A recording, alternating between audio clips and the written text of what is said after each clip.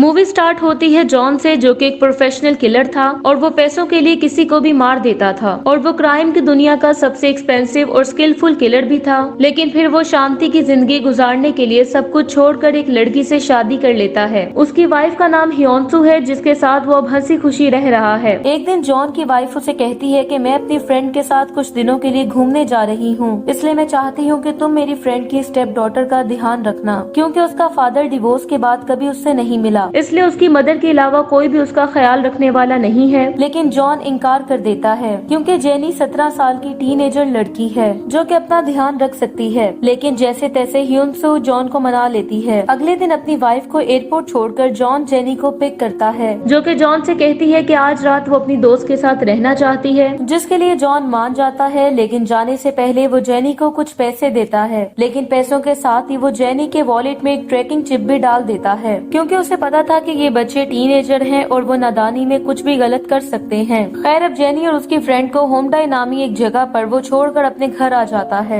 लेकिन आधी रात को इमरजेंसी के नाम पर जेनी उसे अपने पास बुलाती है कि मैं बहुत बड़ी मुसीबत में हूँ। लेकिन जॉन जब वहाँ पहुँचता है तो उसे ऐसा कुछ भी नहीं दिखता। वो जॉन को अपने स्कूल फ्रेंड से मिलवाती है, जिसे शायद वो काफी ज्यादा पसंद करती है। अब थोड़ी बात करने के बाद जॉन फिर से अपने घर चला जाता है। लेकिन जब वो जेनी को भी कुछ लड़कों के साथ वहाँ से जाते हुए देखता है तो उसे काफी अजीब लगता है, क्योंकि आसपास माहौल काफी खराब था। इसलिए जॉन जेनी को ट्रैक करने लगता है और उनका पीछा करते हुए वो एक सुनसान गली में एक स्केटिंग क्लब के बाहर पहुंच जाता है। जिसके बाद हम स्केटिंग क्लब के अंदर का सीन देखते हैं, जहां जेनी को एक लड़की प्रोस्टिट्यूशन के लिए उसके क्लाइंट के साथ मिलने के लिए फोर्स कर रही थी, जिसका मतलब ये था कि वो जेनी को धोखे से वहां लाए थे। जेनी जब ऐसा करने से इनकार कर देती है तो वो लड़की उसे मारने लगती है, लेकिन तभी वहाँ पे जॉन आ जाता है और जेनी को वहाँ से चलने का कहता है, जिसकी वजह से वो लड़के जॉन पे अटैक कर देते हैं। लेकिन उन्हें ये पता नहीं होता कि जॉन एक प्रोफेशनल फाइटर है और वो एक एक करके उन सबको हरा देता है। जिसके बाद वो जेनी और उसकी दोस्त को वहाँ से जाने का कहता है। तभी एक संग नाम की लड़की जॉन को स्टैप कर देती है, जिसका जॉन पर कोई भी असर नहीं पड़ता। यहाँ जॉन उसे हिट करके बेहोश कर देता है और वहाँ से चला जाता है। खैर, जेनी अगले दिन जॉन को अच्छा इंसान मानने लगती है, जिससे दोनों के बीच अच्छी दोस्ती हो जाती है और उस रात दोनों खाना खाने बाहर जाते हैं। और तभी उन्हें पता चलता है कि जिन टीनेजर के साथ वो पिछली रात थी उन्हें किसी ने मार दिया। यहाँ ऑफिसर ली जॉन की कार को रोक के पूछताछ करता है, जिससे उन्हें पता चलता है कि कॉलेज के कुछ लोगों का मर्डर हुआ है, इसलिए चेकिंग चल रही है। जिसे सुन के जेनी काफी ज्यादा परेशान हो जाती है। लेकिन कुछ सवालात के बाद ऑफिसर ली इन दोनों को छोड़ देते हैं, लेकिन उसके देखने का तरीका कुछ ऐसा था जैसे वो सब कुछ जानता हो। खैर, अगले दिन ऑफिसर ली जॉन के घर आता है, क्योंकि इंसिडेंट से आधे घंटे पहले क्राइम सीन से जॉन की कार गुजरी थी और उसी रात जेनी भी उन लड़कों के साथ थी। लेकिन फोटो क्लियर नहीं थी, इसलिए जॉन ली को वहाँ से जाने का कहता है कि हमारा इस केस से कोई भी लेना देना नहीं है। अब जेनी को जब से ये सब कुछ पता चला था वो बहुत डर गई थी। तभी वो लड़की स्विंग जेनी को कॉल करती है। यहाँ वो जॉन से कहती है कि वो सभी लड़के मर चुके हैं और जो नाइफ तुमने लड़कों से छीना था उस पे तुम्हारी उंगलियों के निशान हैं, यानी खून का इल्जाम तुम पर आ सकता है। और साथ ही तुम्हारी लड़की का वॉलेट मेरे पास है,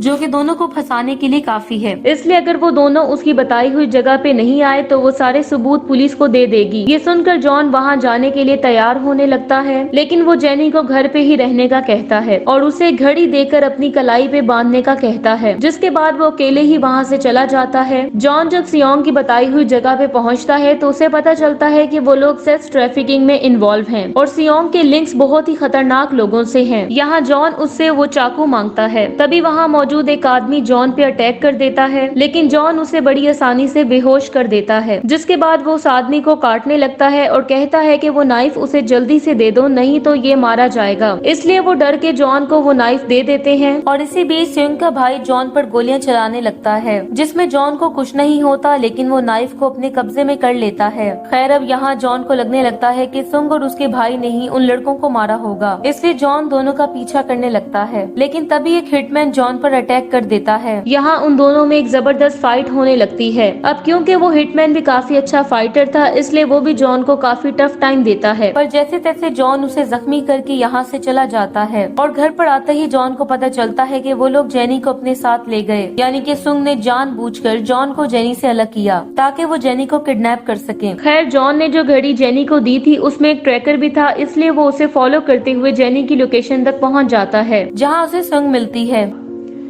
और अंदर आते ही वो उन लोगों पे अटैक कर देता है। उसे देख के सियोंग भागने लगती है, लेकिन जॉन उसे पकड़ लेता है, जबकि उसके बाकी साथी वहाँ से भाग जाते हैं। यहाँ सियोंग उसे धमकी देती है कि अगर उसे कुछ हुआ तो मेरे लोग जेनी को मार देंगे। लेकिन जॉन उसकी धमकी में आने वाला नहीं था। वो उससे कहता है कि अभी तो तुम्हारी एक आंख गई है, अब तुम्हारी जान जाएगी। वो सियोंग को टॉर्चर करने लगता है, जिसकी वजह से वो उसे बता देती है कि वो लोग सेक्स ट्रैफिकिंग का काम करते हैं और वो लड़कियों को किडनैप करके आगे बेच देते हैं, और एक क्लाइंट के कहने पर ही उन्होंने जेनी को किडनैप किया है, यानी उसे भी ये लोग आगे बेच देंगे। और इस काम में कोरियन माफिया के साथ साथ रशियन माफिया भी इन्वॉल्व है। जॉन उससे जेनी की लोकेशन पूछता है तो वो उस जगह का उसे बता देती है, लेकिन जब वो उससे उस क्लाइंट का नाम पूछता है तो वो कहती है कि इस बारे में सिर्फ उसके बॉस को पता है। जिसके बाद जॉन उस जगह जाने लगता है जिसका सियोंग ने उसे बताया था। दूसरी तरफ ऑफिसर ली जब स्विंग के पास आता है तो उसे स्विंग की डेड बॉडी मिलती है, यानी माफिया जॉन को फंसाने के चक्कर में है। दूसरी तरफ जॉन जब उस जगह पहुंचता है तो उसकी फाइट बहुत से लोगों से हो जाती है। यहाँ वो उन सब लोगों को मार देता है और जेनी को ढूंढने लगता है, लेकिन उसे जेनी कहीं पे भी नहीं मिलती। तभी वो हिटमैन जॉन के सामने आ जाता है, जो कि पहले कभी रशियन फोर्स का मेंबर था, और यहाँ पर वो जेनी की लोकेशन जॉन को बता देता है, और साथ ही वो कहता है कि तुम्हारी वजह से हमारा बहुत सा नुकसान हो चुका है, लेकिन मैं तुझे जेनी के पास जाने नहीं दूंगा। अब क्योंकि जॉन को उससे फाइट करने में कोई इंटरेस्ट नहीं था और वो सिर्फ जेनी को बचाना चाहता था, इसलिए वो वहाँ से भागने की कोशिश करता है, लेकिन वो हिटमैन उसे भागने नहीं देता, जिसकी वजह से उनमें फाइट होने लगती है। लेकिन जॉन किसी तरह करके खिड़की से कूद जाता है और सीधा ऑफिसर ली की कार पे गिरता है, जिसे देखकर ली उसे गन पॉइंट पे ले लेता है, जहाँ वो जॉन से कहता है कि मैं तुम्हें अरेस्ट करता हूँ क्योंकि तुमने स्विंग को जान से मार दिया है। लेकिन जॉन उसे गन छीन के उसे होस्टेज बना लेता है और उसे उसी की कार में बांधकर जेनी की लोकेशन की तरफ निकल पड़ता है, जिसके बाद कुछ ही देर में उस जगह पहुंच जाता है और जेनी की कार को ढूंढ लेता है। यहाँ जॉन सभी लोगों को मार के जेनी को बचा लेता है। तभी स्विंग का भाई जॉन को मारने की कोशिश करता है, लेकिन जॉन उसे गन पॉइंट पर लेके उस क्लाइंट का नाम पूछता है जिसके कहने पर उन्होंने जेनी को किडनैप किया था। लेकिन स्विंग का भाई हंसने लगता है, जिसके चलते जॉन उसे जान से मार देता है। उस आदमी की पॉकेट से जॉन को एक फोन मिलता है। जब वो लास्ट कॉल डायल करता है तो ली का फोन बजने लगता है, जिससे वो ये समझ जाता है कि ली भी इस माफिया से मिला हुआ है। तभी वहाँ पे लोकल पुलिस फोर्स भी पहुँच जाती है, जिसकी वजह से जॉन ली से कहता है कि मैं तुम्हें ढेर सारे पैसे दूंगा, लेकिन मेरा नाम इस केस से खत्म कर दो, नहीं तो वो ये फोन पुलिस को दे देगा और इसके कॉल रिकॉर्ड से वो पकड़ा जाएगा। ली करप्ट ऑफिसर था, इसलिए वो जॉन की बात मान जाता है। जिसके बाद वो उन लोकल पुलिस ऑफिसर्स को ये सब कुछ अपना ऑपरेशन बता के हैंडल कर लेता है और जेनी के साथ जॉन को भी लोकल हॉस्पिटल भेज दिया जाता है। नेक्स्ट सीन में हम देखते हैं कि जॉन के पास ली आता है और उसे बताता है कि उसने जेनी को बचाने के चक्कर में जितने भी मर्डर किए हैं उन सबको उसने दबा दिया है। यहाँ जॉन उसे बताता है कि हिटमैन से लड़ते हुए उसे ली के बारे में सब पता चल चुका था कि वो इन लोगों के साथ मिलकर काम करता है, क्योंकि वह सुंग की डेड बॉडी ली की कार में देख चुका था और जॉन की इन्फॉर्मेशन को देख के ली के होश उड़ जाते हैं। अब एक बार फिर से जॉन ली को पैसों का लालच देता है और कहता है कि मुझे उस क्लाइंट का पता चाहिए जिसके कहने पर जेनी को किडनैप किया गया था। नेक्स्ट सीन में हम देखते हैं कि जॉन की वाइफ उसे कॉल करती है और जेनी के बारे में पूछती है। जॉन उसे झूठ बोल देता है कि वो ठीक है। थोड़ी देर बाद उसे ली की कॉल आती है और उसे बताता है कि जेनी को किडनैप करवाने वाले क्लाइंट का नाम किम है, लेकिन पूरा होटल किसी पार्क नाम के आदमी से बुक था, जो कि इसी माफिया का हिस्सा है। जिसके बाद ली उसे पार्क की फोटो भी भेज देता है और इधर पार्क भागने की तैयारी में था, लेकिन जॉन यहाँ आकर सबको मार देता है और डर के कारण पार्क जॉन को उसी क्लाइंट की लोकेशन बता देता है जिसने उससे जेनी की डिमांड की थी, और साथ ही उसे बिग मामा के बारे में भी पता चलता है जो कि एक लेडी थी और इसी माफिया का हिस्सा थी। साथ ही पार्क उसे बताता है कि वो पूरे कोरिया से ऐसे ही लड़कियां किडनैप करते हैं जिन्हें रशिया और एशिया में बेच दिया जाता है और ये लोग रशियन माफिया के साथ मिलकर काम करते हैं। खैर अब सारी इन्फॉर्मेशन लेकर जॉन उसे भी मार देता है।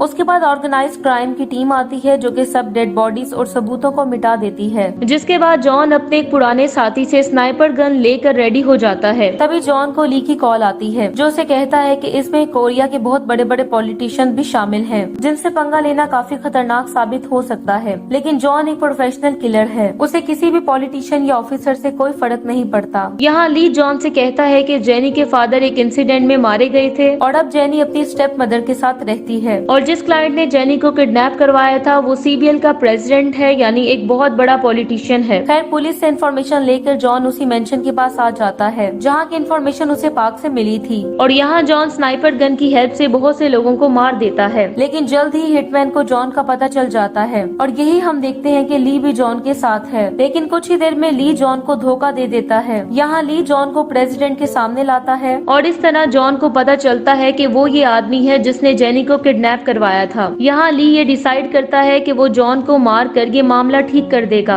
लेकिन थोड़ी दूर जाते ही जॉन ली को संभाल लेता है और सब लोगों को मारने के बाद जॉन ली से कहता है कि क्या तुम्हें पता है मैंने तुम्हारे सामने ही खुद को सरेंडर क्यों किया? क्योंकि मैं एक बार प्रेसिडेंट किम से मिलना चाहता था। और ये कहते ही जॉन ली को मार देता है। तभी हिटमैन भी जॉन पे अटैक कर देता है और कुछ देर की फाइट के बाद अब आखिरकार जॉन हिटमैन को भी मार देता है। जिसके बाद वो किम के पास आता है और किम उसे पैसों का लालच देता है कि मुझे मत मारो। लेकिन जॉन को बिग मामा के बारे में जानना था कि आखिर वो है कौन। तभी किम जॉन पे रिवील करता है कि बिग मामा कोई और नहीं बल्कि जेनी की स्टेप मदर है, जो कि इस समय जॉन की वाइफ के साथ वेकेशन पे गई हुई है। इन्फॉर्मेशन मिलते ही जॉन किम को भी मार देता है। दूसरी तरफ हम जॉन की वाइफ और जेनी की स्टेप मदर को देखते हैं, जो कि जॉन की वाइफ को बहाना लगा के किम से कॉल पे बात करने के लिए आती है, जहां जॉन किम का फोन लेके उसी की कार में बैठा हुआ था। अब जॉन उस पे सब रिवील कर देता है और कहता है कि मैं सब कुछ जान चुका हूँ। लेकिन यहाँ हम देखते हैं कि बिग मामा को जॉन के बारे में कुछ ज्यादा नहीं पता होता, बजाय इसके कि जॉन काफी अमीर है। जॉन बिग मामा को काफी दूर ले जाता है, जहाँ वो बिग मामा से कहता है कि मैं जेनी का बहुत ख्याल रखूंगा और साथ ही वो बिग मामा को मार देता है। और उसके मरते ही क्राइम टीम आके सारे सबूत मिटा देती है और उसे मारने के बाद जॉन अपनी वाइफ के पास आता है। जिसके बाद हमें एक फ्लैशबैक दिखाया जाता है और हमें पता चलता है कि जॉन एक पावरफुल हिटमैन था, लेकिन उसकी जिंदगी में कोई भी फैमिली नहीं थी। लेकिन एक दिन उसे ह्यूनसू मिलती है जो कि सुसाइड करने वाली थी, लेकिन जॉन ने उसे बचाकर एक न्यू लाइफ दी थी और अब वो जॉन की वाइफ है। यही कारण था कि जॉन ने सब कुछ छोड़ दिया था। लेकिन जेनी को बचाने के लिए जॉन फिर से हिटमैन बन गया था। मूवी के लास्ट सीन में हम जॉन, उसकी वाइफ और जेनी को देखते हैं जो कि खुशी खुशी एक साथ रहने लगे थे। और इसी के साथ ये मूवी एंड हो जाती है। Thank you so much for watching.